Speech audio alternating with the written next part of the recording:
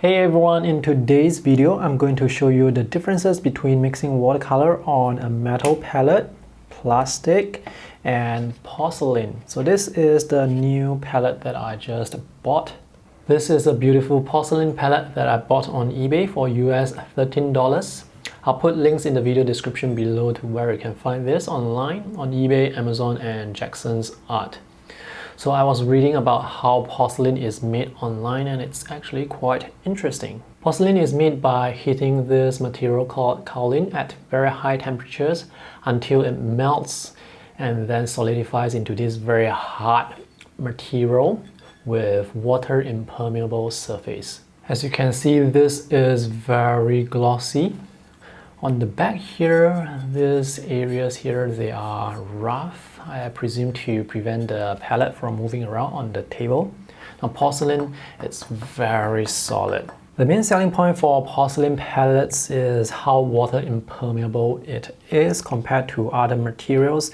So the surface is so dense that even those watercolor paint with micro pigments like the phthalo or quinacridone colors, they will not be able to get into the surface behind the surface to stain the palette. So here I have plastic palette and you can see it's stained. I can clean this up by using a magic sponge or magic eraser to remove the paint, but if I were to just scrub it with cloth or tissue, it's going to be stained like this. Same applies to metal palettes. And if you look around at your place, you may see some things that are made with porcelain, like porcelain plates, bowls, the sinks in toilets and toilet bowls. Those are made with porcelain, mainly because it's so water impermeable. I've been wanting to get a porcelain palette for a very long time. So let's add some paint to this and let you see how it actually performs.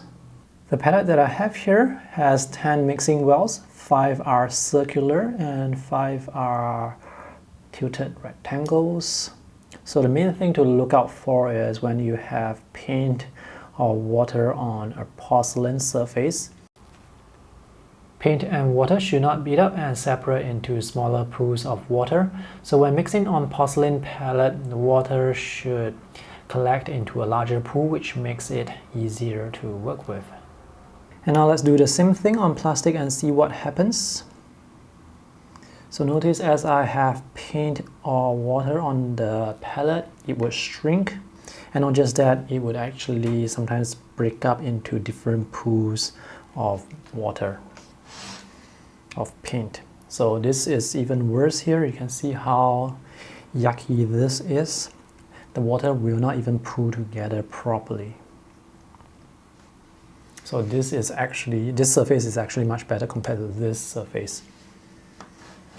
And let's try here as well. And here it breaks up, it shrinks.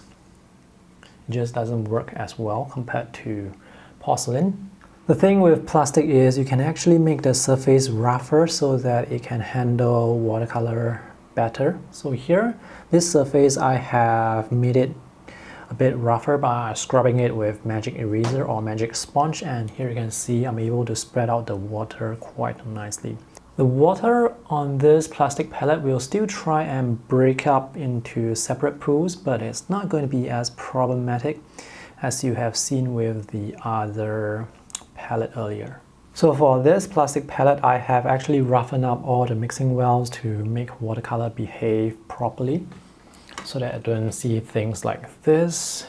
On the left, I have a new metal palette that has already been stained with color that's quite difficult to remove. And notice how the water would break up, how the water would shrink.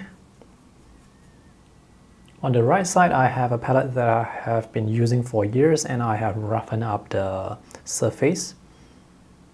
It works a bit better in the sense that the water doesn't break up into those tiny little pools. So here it will still shrink and break up, but at least the water would still collect into a bigger pool.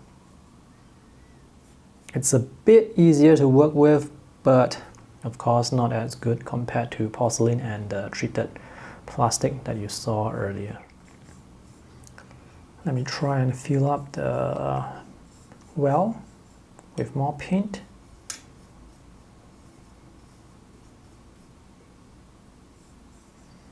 So, I mean, this is what you can expect with metal palettes. So the best palette for use with watercolor are these two, the porcelain and the treated plastic. Porcelain is more versatile in the sense that whether you are mixing a small amount or big amount of paint, it will behave the same. When you're mixing big amount, it will not break up into separate pools of water.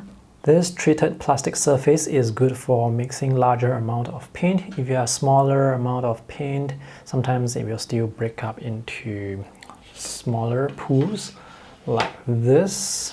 This is more obvious.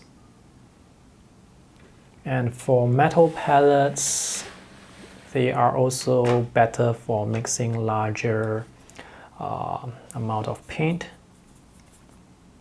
If you have a small amount of paint, you're going to see the paint break up like this.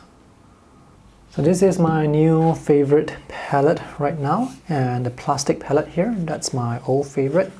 And porcelain, it's really easy to clean because it doesn't stain.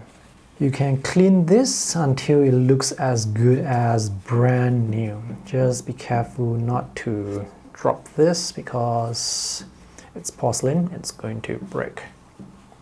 Alright, let me know in the comment section below what palette you are using and what types of palettes do you enjoy using the most. Thanks for watching, see you in the next video. Bye!